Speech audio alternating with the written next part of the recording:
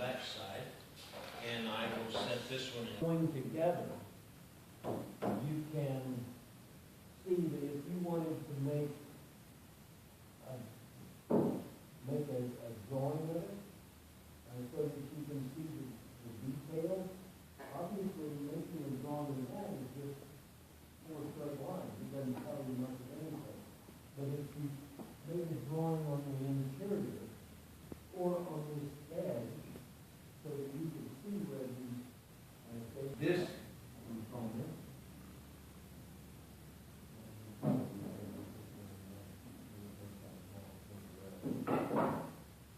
and what would probably work even better is if we turn this on its side and assemble it in this manner. And so I have a front, and we know that this is the back edge where the rabbit was. So this is known as a web frame, and having a web frame allows Bring it up, and we'll still have a strong piece, and now we can, and this may be a point where gluing up is, we consider and think about how to glue this together. There's different gluing strategies that we're going to not get. It may wind up having a curve in it, and we want it to be clamped all the way down. So there's another process in using cauls that a stick of wood across here and one across here, but they have a slight curve in them. Set this up. If I can set it up without it going anywhere. And we would, when it comes to building a cabinet, it has a face frame. Then when we attach this face frame, again, it's the door on the clock that you have already made. And we're going to be gluing it to this carcass, or carcass, we call it a carcass. And this lower shelf matches to this lower rail height, and this web frame matches this rail height. And if you have a face frame, that stiffens the cabinet so that you can use a 1/4 inch piece of plywood. Generally, on mahogany, I think, comes mostly from the Philippines, certainly in that part of the world where the Luan mahogany trees grow. And so we could use a 1/4 inch plywood back if we have this very stiff face frame to stiffen the cabinet. If I were doing a European style cabinet, when you look at these cabinets here, there is no face frame on all of those cabinets. The doors are applied to the partitions and the ends of the cabinets with hinges, and so nothing there to stiffen that. So the back of these cabinets, I'm confident, have 3/4 inch back material to stiffen the cabinet.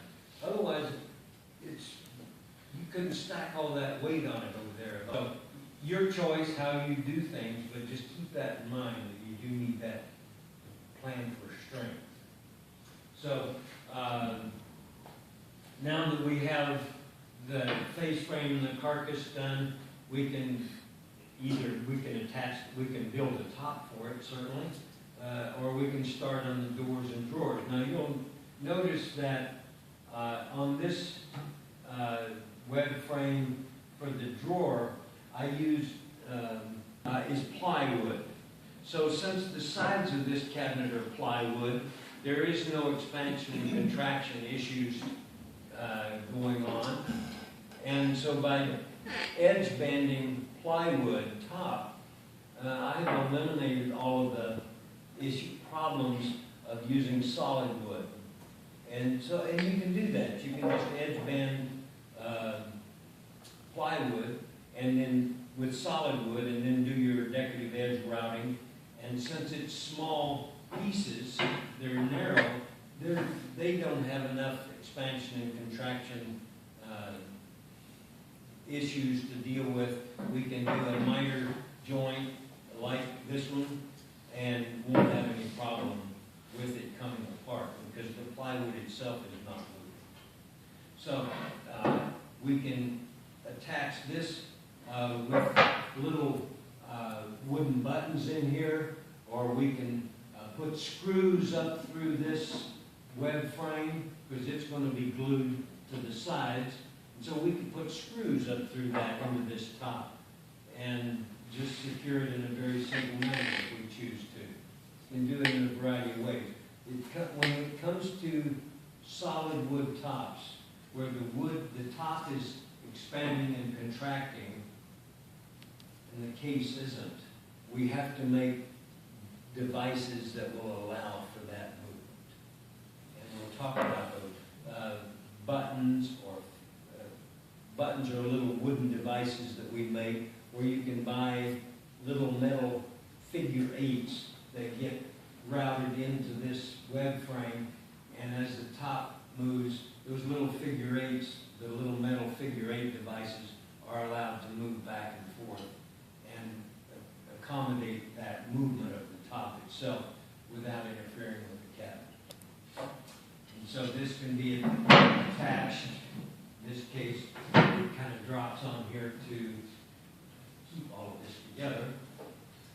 And we will be talking about doors and the different types of doors that can be made and types of hinges.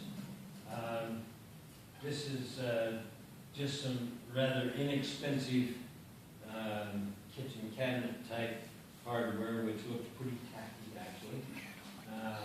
But that can be used. Now, if I'm using this out in the shop, it shouldn't be an issue. This drawer has this runner on it, and this serves the purpose of guiding the drawer in and out and preventing it from dropping out. This serves as a kicker, what's called a kicker, so that as it goes in, if I pull it out to here, it can't kick up in the back because of that runner is captured within those two guides. And if you didn't have that center guide and glide system, then I would have to put some filler blocks inside here so that the drawer would run straight. And then I would probably need to attach something up here that came down almost to the height of the drawer so that the drawer didn't kick up and it would run straight in and out. This is quite simple, and you just make it up with some, maybe some leftover parts of your cabinet itself. And since this is plywood, I did put some maple on the bottom edges of that plywood for wear.